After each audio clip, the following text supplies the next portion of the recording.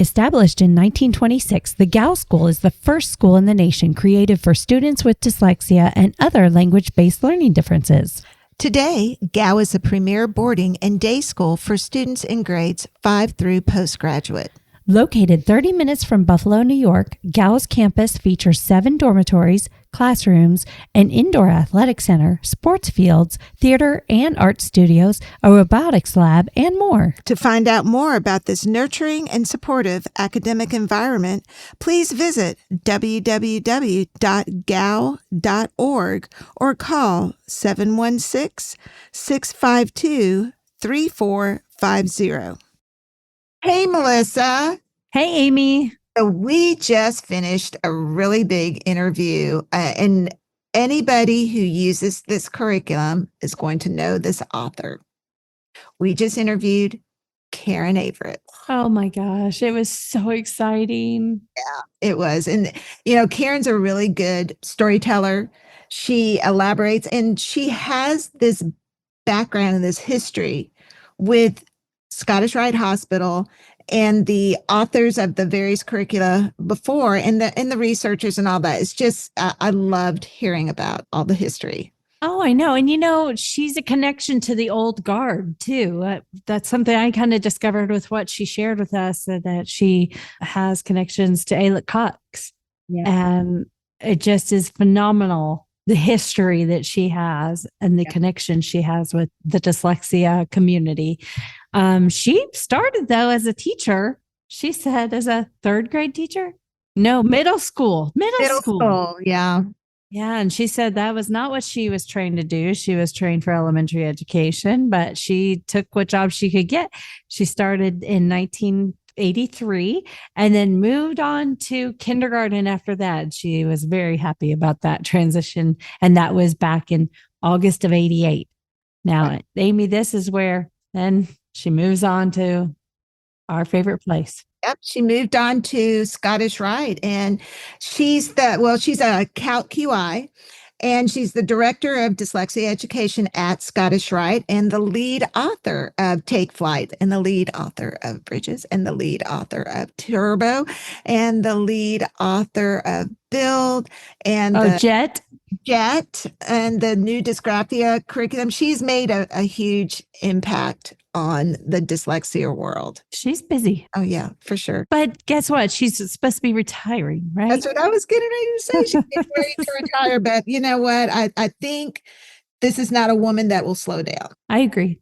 But I'm looking forward for our listeners to hear what we got to hear, because I feel like I learned so much just by listening to her for the past hour and a half. And we've got to have her back because we didn't even cover everything. So we didn't get to talk about cattle. That's right. So enjoy this episode of the Dyslexia Duo with Karen Avrit. Bye, y'all. Hi, this is Amy and Melissa. We are a couple of retired Texas teachers who are CALTs, certified academic language therapists. We started our own businesses, and now we have a podcast called The Dyslexia Duo. So join us for our informative podcast, where we'll delve into dyslexia, covering the topics that affect parents, therapists, teachers, practitioners, and anyone who wants to learn more. We'll guide you through everything you need to know, from the first signs to the intricacies of dyslexia curriculum placement and beyond. This season, we will cover the referral process, what to expect when your child or student is dyslexic, the generational impacts of dyslexia, and how to support those affected. Come join us.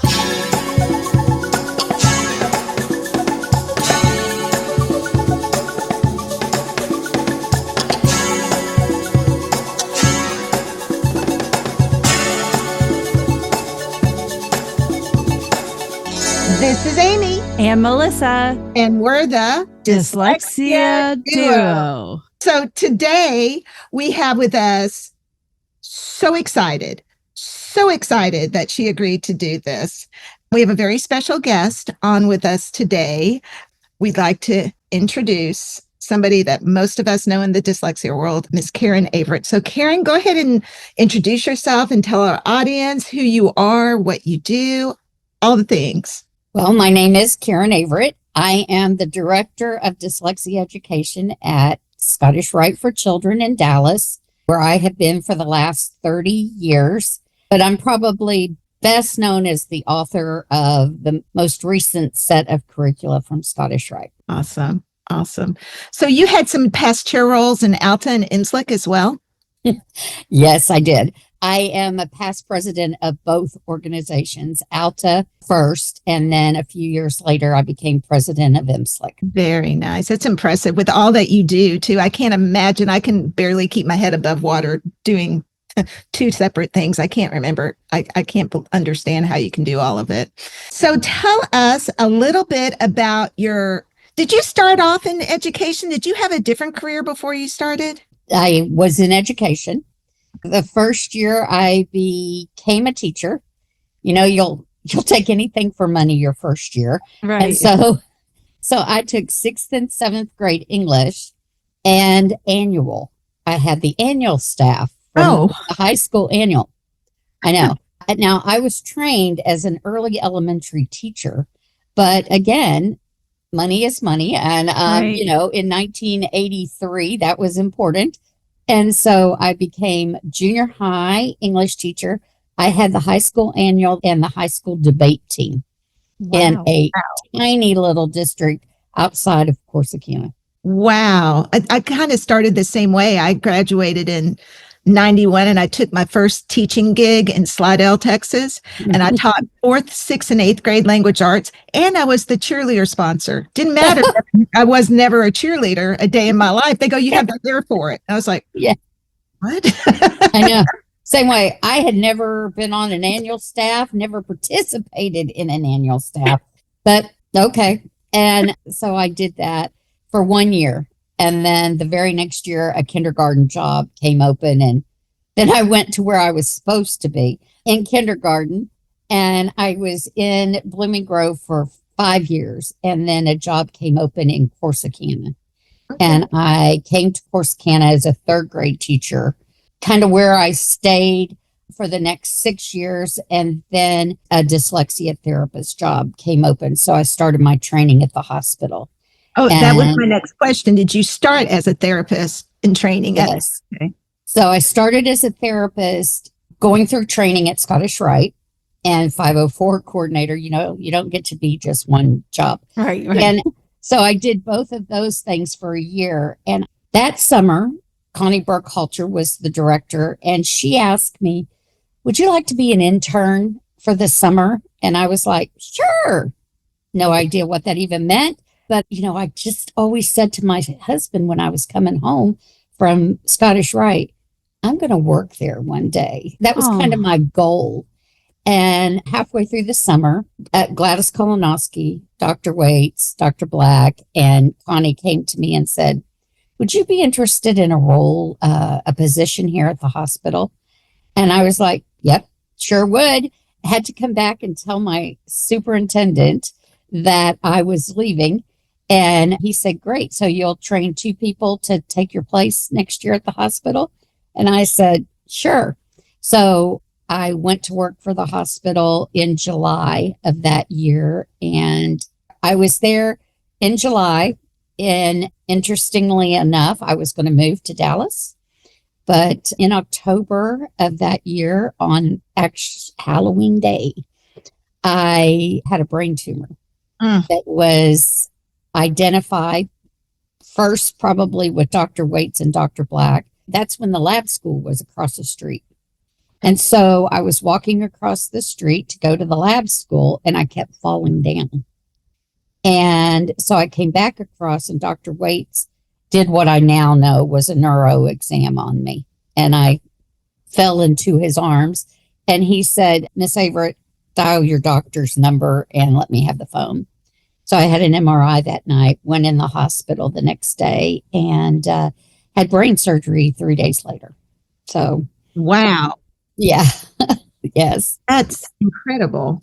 And how many, might be telling your age here. I don't want to put okay. you on the spot. How many years ago was that? That was 30 years ago, right after I started to work there.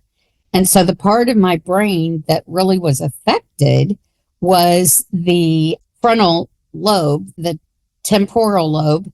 And so it was behavior centered.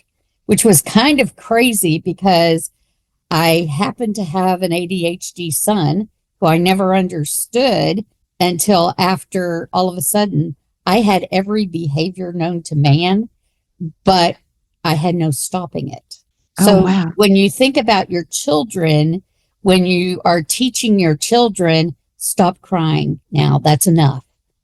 I didn't know when we would watch a sad movie, I might cry about it for a week. If I got mad, it got to the point I broke several plates and cups and glasses and computer screens. But then my family bought Corel because they thought, oh, that'll be good. She won't be able to break that. Wrong. You hit Corel on a sharp edge, it shatters. Oh. So I did that for a while. Then I got to eat on plastic. But I went through behavior training. Oh, wow. And, I always think God has a plan for everything, but sometimes I always say, I wish he'd give it to me in a burning bush, audible voice moment, but he doesn't seem to do that. So really it taught me about behaviors like ADHD and emotional social behaviors that kids don't want to have, but they can't help it. And so that's exactly what I had. And so I had to go back through learning all those emotions. And when you feel that tightness in your throat coming and you're about to just, to just walk away and stop and, don't actually hit anybody or throw anything, to just calm down from that. So it was quite a learning curve for a while, but I say this all the time. Before that, I was a sit in the chair, back straight, feet on the floor, light on the paper, nobody talking, one thing at a time person. So I truly, truly believe that without that in my life, I would never have been able to accomplish what I have. That's an incredible viewpoint to have, to be appreciative of what seems like such a big health event. It is not seems like what is a big health event, Mm-hmm. and to be appreciative and take that turn, that spin with it. That's amazing. And put yourself in other people's shoes and understand what our kids are going through as well. Yes. And, I always try to say, okay, I know there's a purpose for this. If you would just tell me. And, I could endure it a little better, but it took me a few years to get to that point. But really, when I began to understand my own child and then the children that we work with every day at the hospital in our lab school so much better, then I began to realize, okay, I get it. And to be able to know that there's absolutely no way I could have done the curriculum before, because that just wasn't me. Yeah. Wasn't who I was. That's incredible. That's incredible.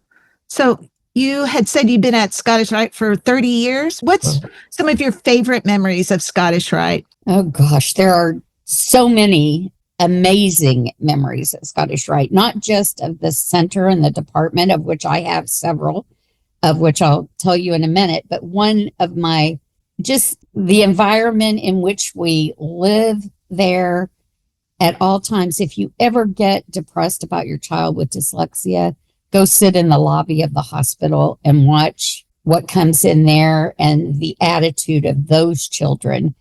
And here's my example. One day I was downstairs and there were two siblings in wheelchairs, motorized wheelchairs, just kind of zooming down the hall at top speed. And their mother called out their names, and she snapped her fingers and she said, "You two stop right now or I'm going to unplug your batteries."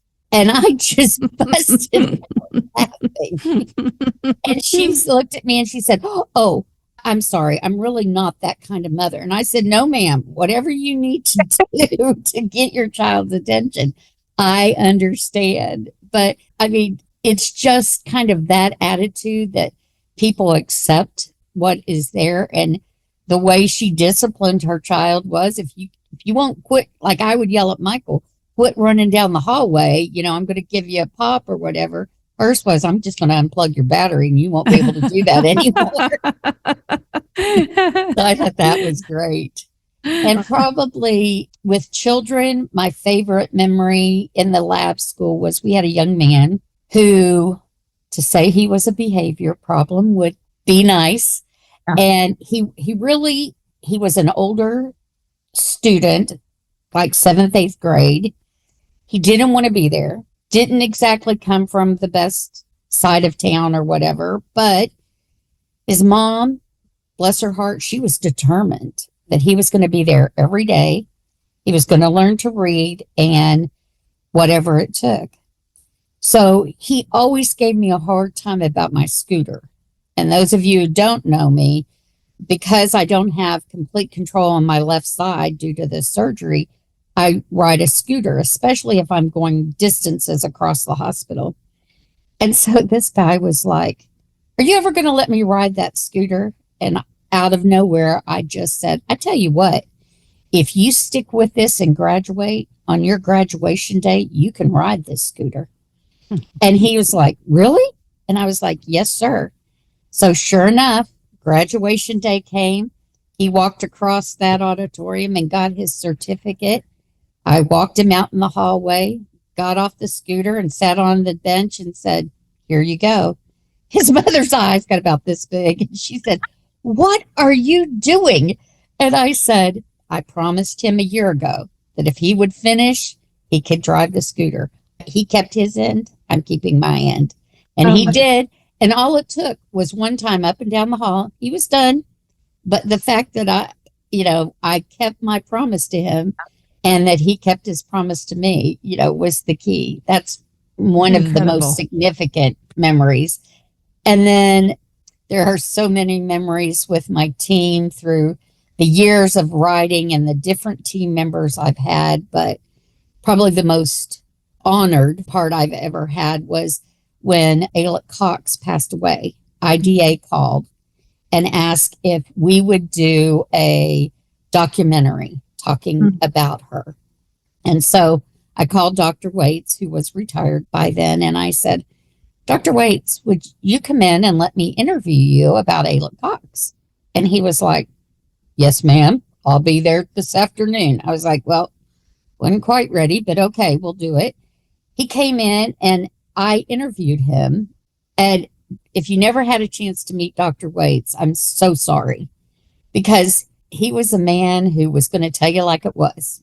And that was just it. And he came and I said, "Dr. Waits, what would you consider to be the biggest contribution that Ayla made to the field?" And he said, "Well, Miss Avrit," he said, "as you know, back in the day, that all language therapy was done one-on-one with kids." And he said, and that's the way that Miss Cox had been taught. And he said, so when she came to the hospital for the first time with Miss Childs, Sally Childs, they came in and he said, I sat them both down and I said, "Okay, ladies, I'm going to make a suggestion. How about if we change up and don't do one-on-one therapy with children anymore? Instead, we do group therapy." And then he kind of looked at me with his little sideways grin and he said, "And after I picked Miss Cox up off the floor and revived Miss Childs, they agreed that maybe they would try it." So that's what they did. My gosh, that's awesome stories. Oh my gosh. It's just this is why I wanted you on, Karen. Stuff like this. This is so amazing. You're the connection to the old guard. Yes. Well, A good way of putting that, Melissa. Mm-hmm, yeah. mm-hmm, My mm-hmm. goodness. And it was just fun getting to know him. Dr. Black was there when I was there, just starting out also. So I got to know the more fun side, I guess, of Dr. Waits. And the one thing that I carry with me always from Dr. Waits is I was in the lab school that first year and he was still over the lab school. And I had a child who was interesting, and we staff our children every month where we go around and talk about their behavior, see if they need extra help, what's going on. And I had this little guy and he was a problem. And so I was scared to death, but I agreed to staff him. And Dr. Waite said, "Miss Avrit, I'm going to ask you 3 questions. And I said, okay. He said, is his behavior keeping him from learning? Yes. Is his behavior keeping the other children in the room from learning? Is his behavior keeping you from teaching?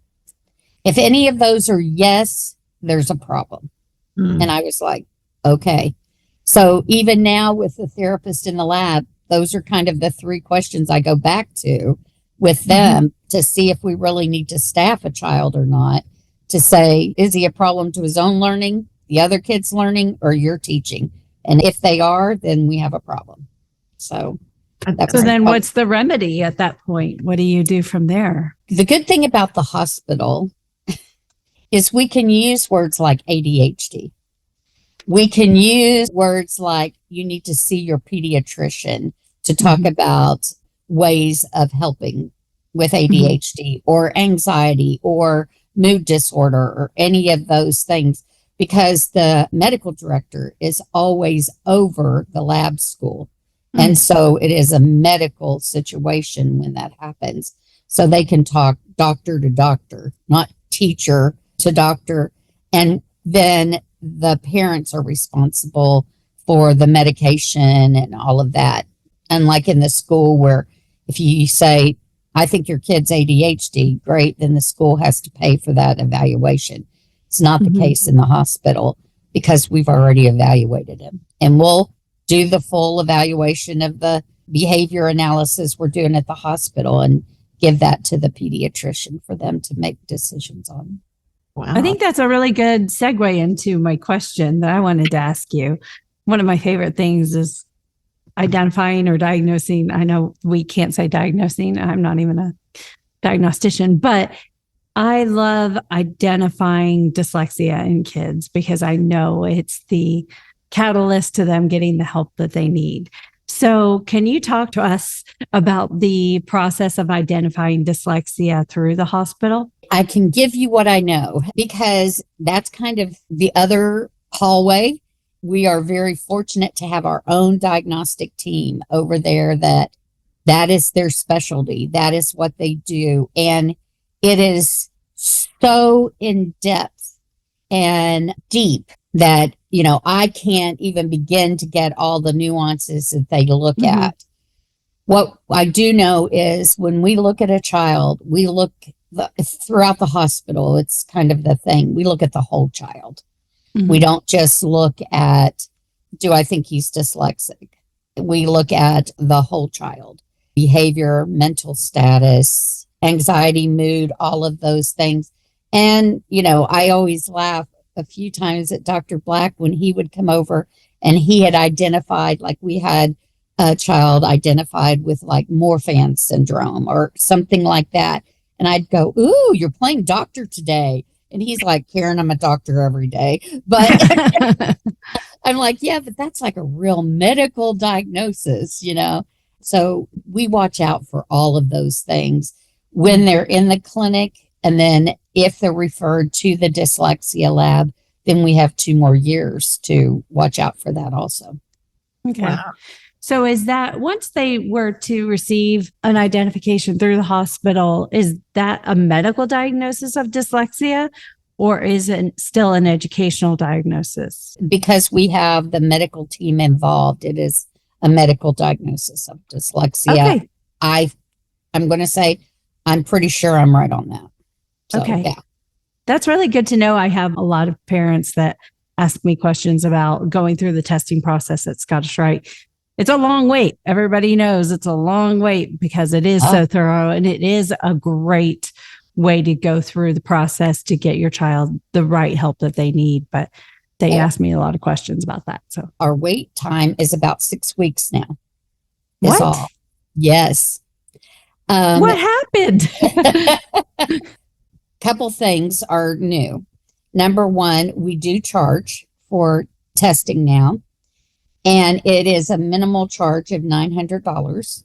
And the great thing about it is the hospital is the hospital.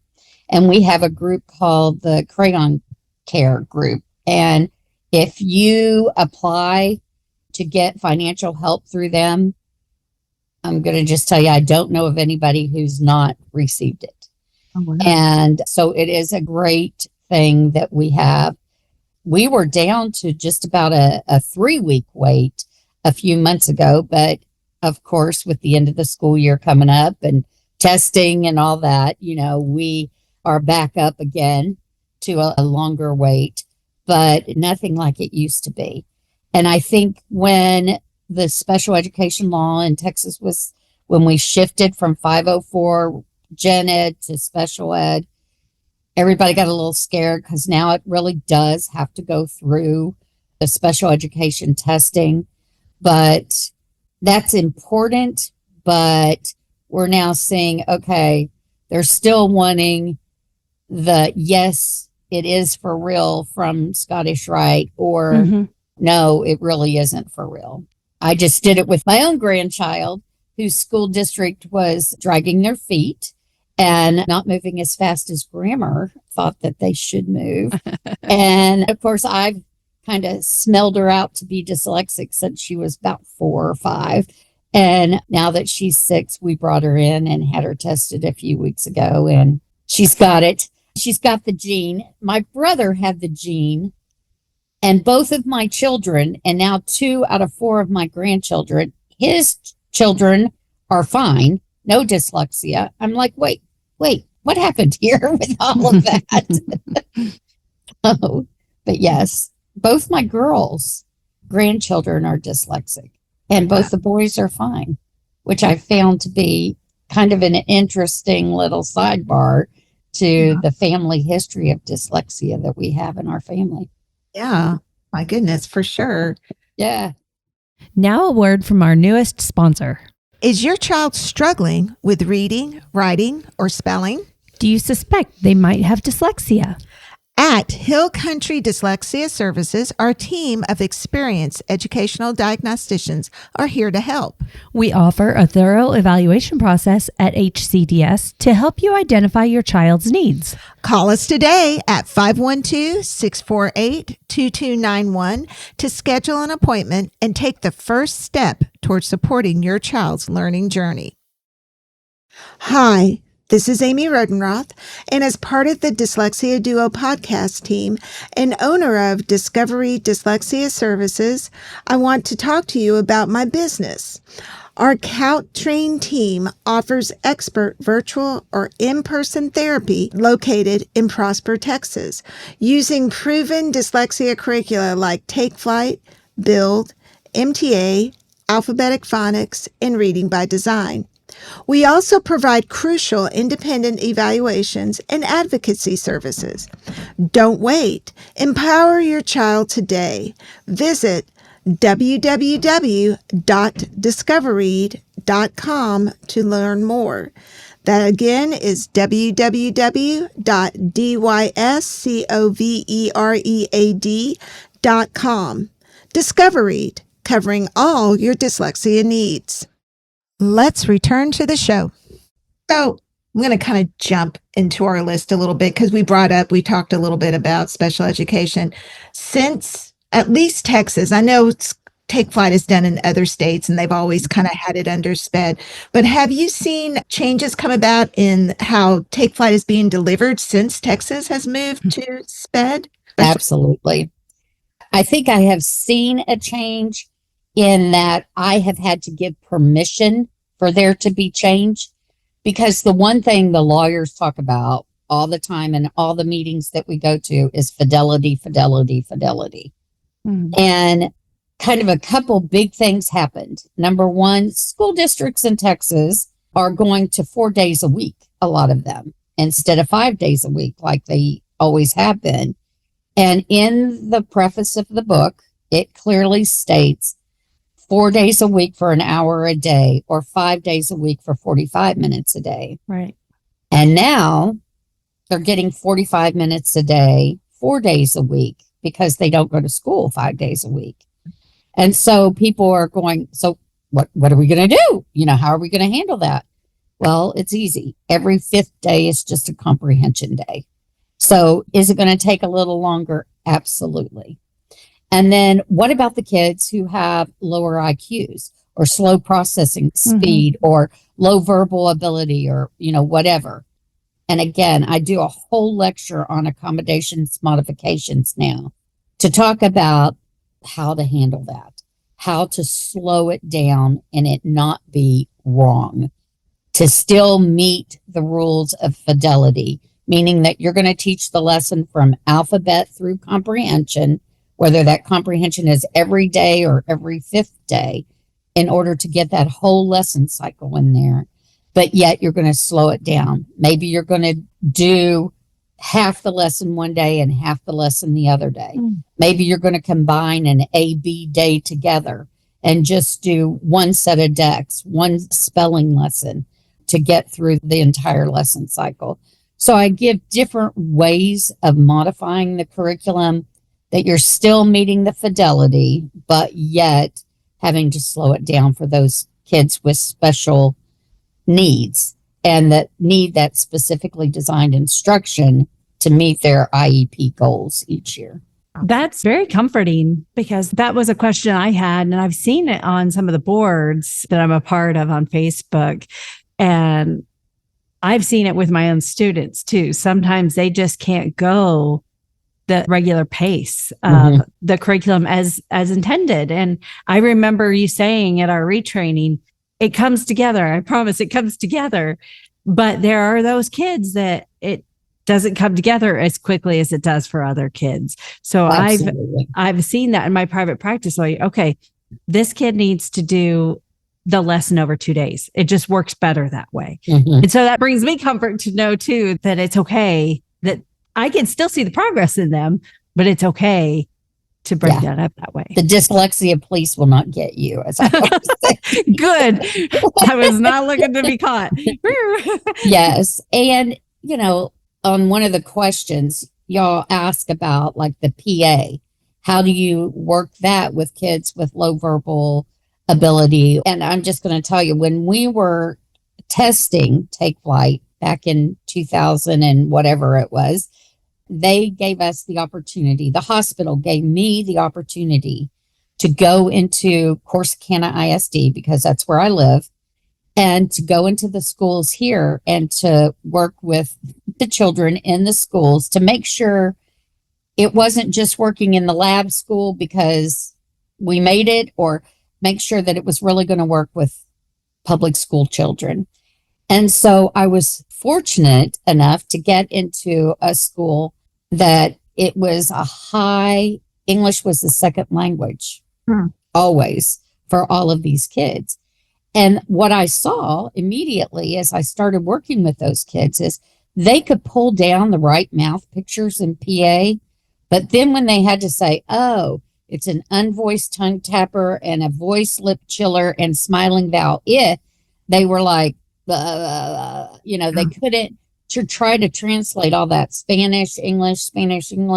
And what I finally said is to the teacher, if they're pulling down the right pictures, they get it. Just let it go. And then you can say, very good. I have an unvoiced tongue tapper, a voiced tongue chiller, and a smiling vowel.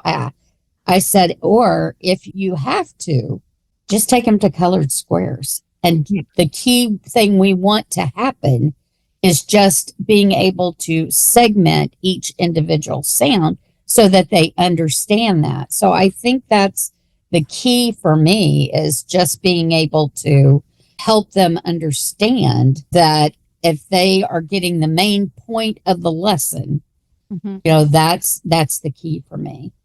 Same way in automaticity in the rap pages, you know, the whole point of rap is automaticity. So don't code those pages. Don't let them take 10 minutes to unblend one word. It's about recognizing that orthographic pattern and moving faster.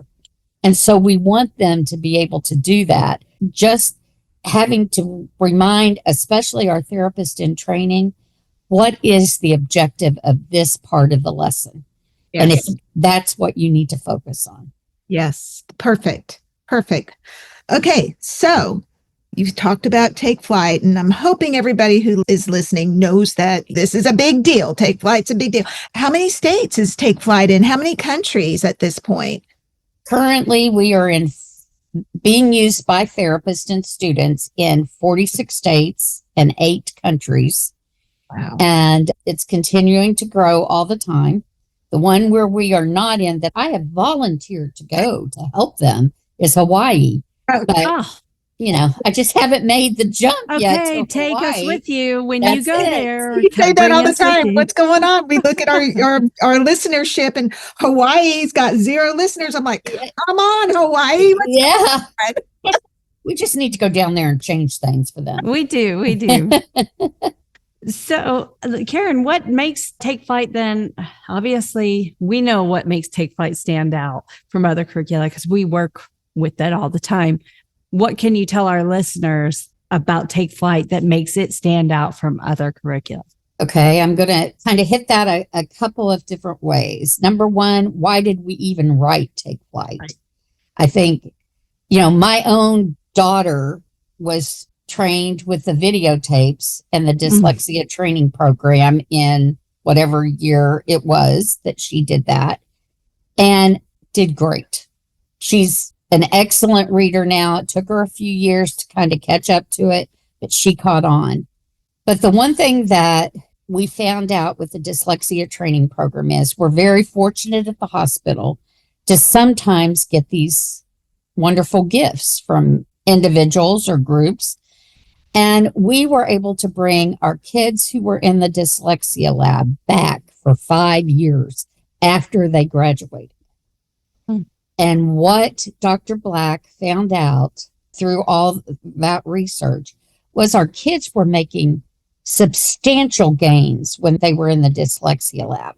And when they left the dyslexia lab and went back to regular ed, they began to fall off a little bit. Never got back to where they started, but didn't keep the gains. And so, I'll never forget the day he brought us together and told us that and said, so we're going to write a new curriculum. And I'm like, we're who? Who are we? Because Dr. Black had trouble believing was even a sound, much less write curriculum. But he had a determination. And we had already picked up on PA, that PA was going to be a vital part. In the late 90s, Barbara Wise came to the hospital and trained us all in phonemic awareness with the mouth pictures and all of that. And who's Barbara Wise? Barbara Wise is from the University of Colorado. Okay. And then she also, sidetrack here, connected us to our next researcher, which was Dr. Jerry Ring, who did the original research on Take Flight. And he came from Boulder, also from Colorado, through a connection with Barbara Wise. So again, always a purpose for everything we do. But if you remember in the early 2000s, the No Child Left Behind, big thing. Right. And so tons of research out about reading, what's important, what parts are important, all of that.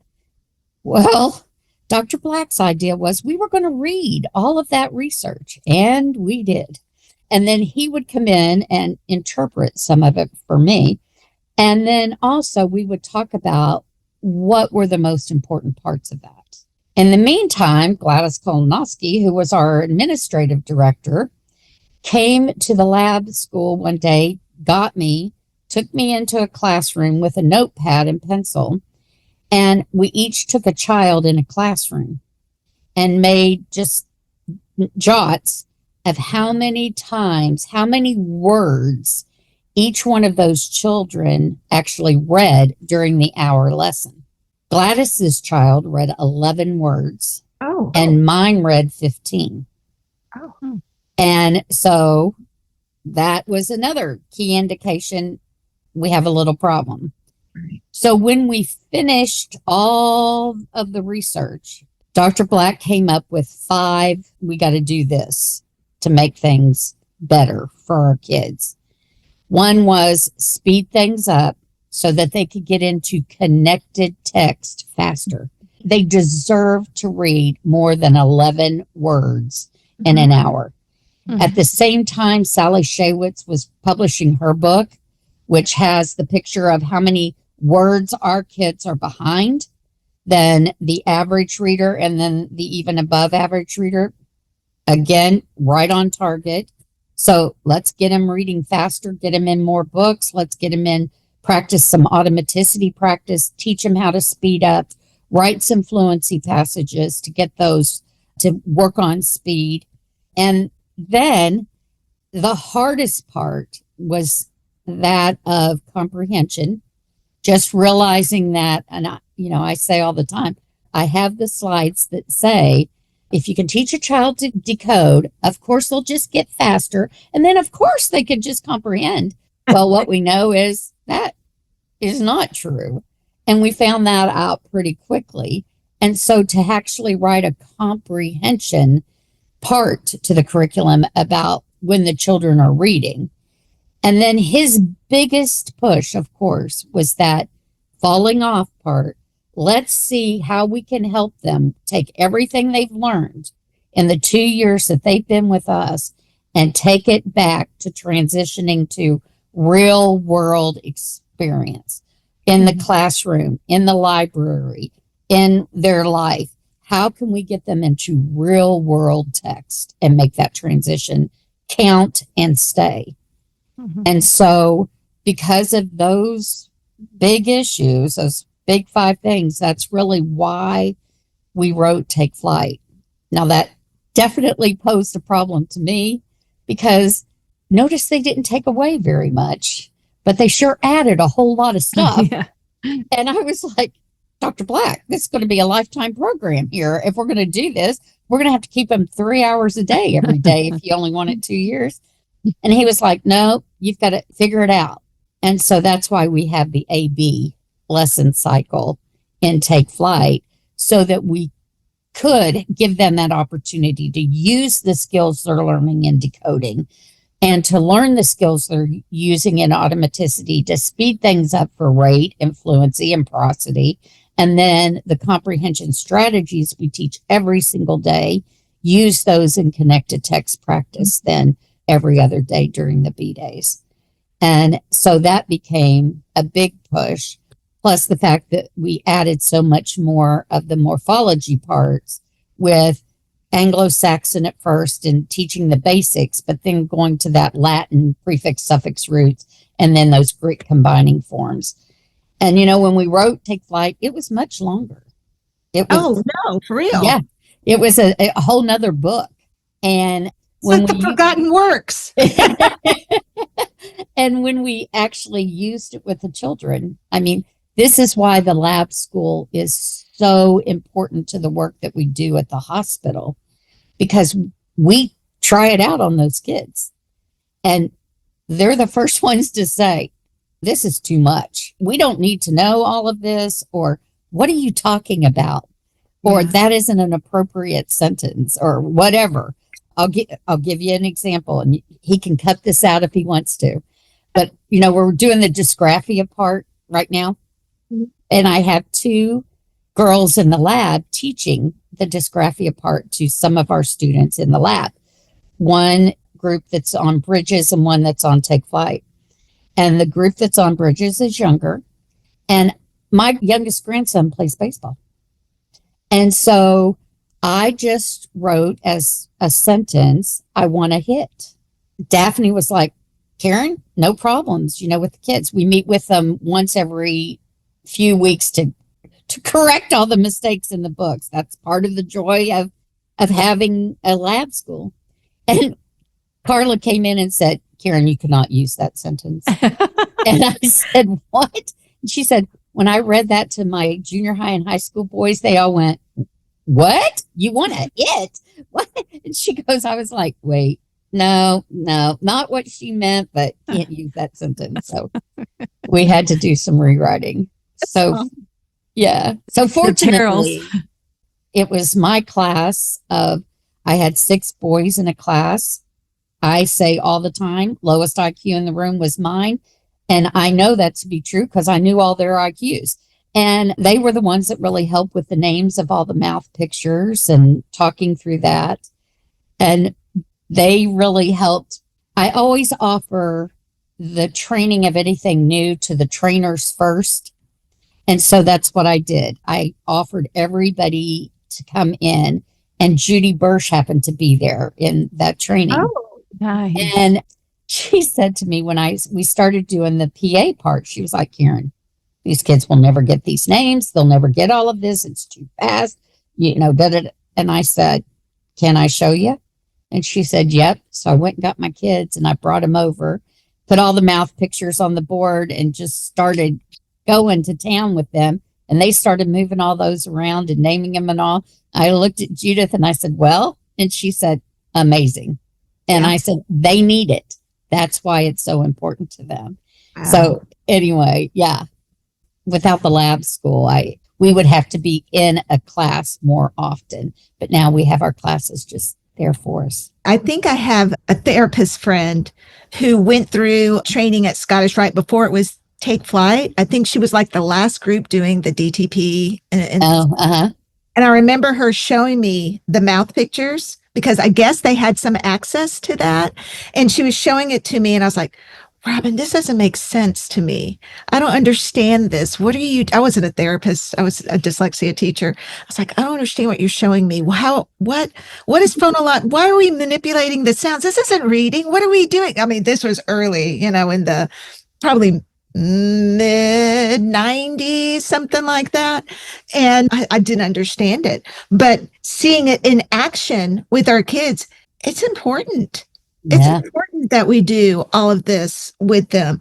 And I love the progression that you've talked about. So you've talked about how Take Flight came to be. What were the curriculums or the approaches before Take Flight? What would be the order of that? Well, I think it started early on with ALIT, with the situation books, situation learnings. And then it went to, after the situation learning books, then the DTP, I think. Yes. And Etta Biddle. Now, you want to talk about pressure. Etta was still working at the hospital. Oh my gosh. When I was writing Take Flight. Oh my gosh. Yeah. Imagine. So no pressure there. And I only want to be in my retirement as supportive and helpful and again, supportive as what she was to me. And she hadn't even retired yet. Yeah. But I would stay up at night. One time we were looking at the card decks and we were going to take 3E out of the card decks. And if you remember, it used to have the ED cards in there. And so I had stayed up planning my speech to Etta, my justification for taking those out the next day, talking to her. She and I sat down in a room together and I said, Etta, I want to talk about the card decks. And she's like, okay. And I said, I'd like to take the suffix ED cards out because they're the only suffixes we have.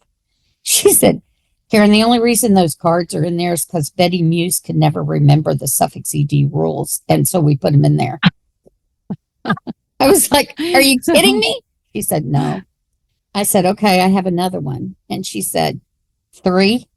And I said, yes. She said, I took that out a long time ago. EE is going to be read E no matter where it is. Oh, for real. I was like, are you kidding me? I lost a night's sleep worried about that. Here's another one. Letter. Fern letter. Letter. Yeah. And now it's Fern we just left Yeah, you left letter because I get that question a lot when I do the other side, and I'm like, it's same exact reason because ER is no matter what position it's in, and so that's why we don't even code the ER with like a circumflex or a tilde, like we do the others, because it's no matter what, it's all the time, and so. Here's a little known fact. EPS published all of our previous curricula for the hospital. And they were given first right of refusal for Take Flight, which they refused. And so it is self-published. So now we can go in and make any changes at any time that we want to. But when they own the copyright, you can't. When they take on the publishing of it. Well, all of the riddles that went with the original key words. If you notice in Take Flight, they're all different Yeah. because they became owners of all of those riddles. Oh. And so we had to rewrite all of those riddles. And I had one staff member, and that was her job, was to rewrite those riddles and to make sure that they could not in any way be said as we copied them from the old. Right. That's the type of stuff I love to hear. Okay. My goodness gracious. Yeah. Okay, here's some more curricula stuff. And you heard me say the other day that I've been doing dyslexia in some way, shape, or form since 92. Dictation. You brought it in super early. I mean, what, lesson 4 or something like that? Yeah, with lesson 6, we start phrases and then sentences. Yeah. Marcia Henry, who I just happened to be on a talking, I said it was kind of the traveling show that I've had the honor to be on a panel with her, Barbara Wise, Suzanne Carricker, Valerie Tucker, myself. And so anyway, so Marcia and I got to be pretty good friends, and she was in for a meeting one time. And I said, Marcia, I would love for you to look at just where I'm going and kind of my master lesson cycle of the curriculum. And she said, oh, Karen, I would love to do that. And so she did. And she came back to me and she said, why did you wait until the second year to start your dictation with spelling? And I gave the answer that we all sometimes give, because that's what we've always done. And she said, not a very good answer, Karen.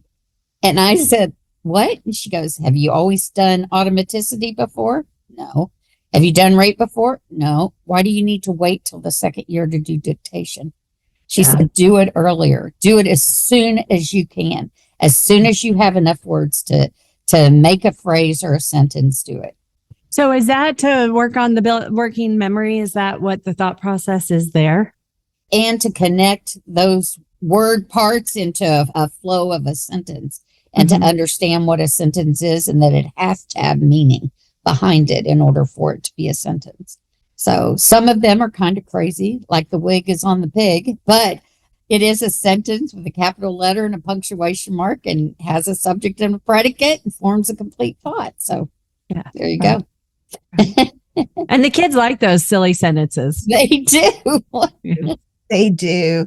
I love that. And in fact, it's kind of changed how I train on the other side of things too. I bring it forward because y'all did. I bring it forward, not as soon, but sooner than normal, for other curricula. So the fluency piece, man, I've tried writing fluency stories before. That's really hard. I mean, what was the process like for that?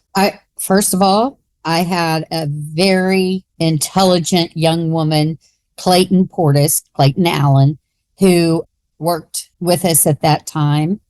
And, Connie always used to say this to me, and I didn't get it until I got it. But with people you train, you just know that they need to be in a training position because they get it. Yeah. Well, what do they have? Well, I can't explain that. But they have it. They have whatever it is. And she was one who had it.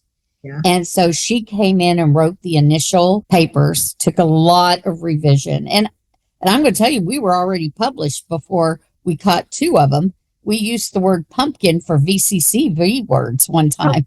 And that was like, no, can't do that.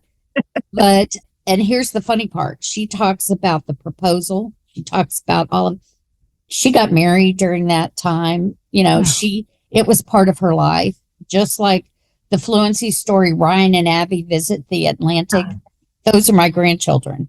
And we do go to the Atlantic Ocean with 70 of my closest relatives every summer on the beach in big houses in Ocean Isle, North Carolina.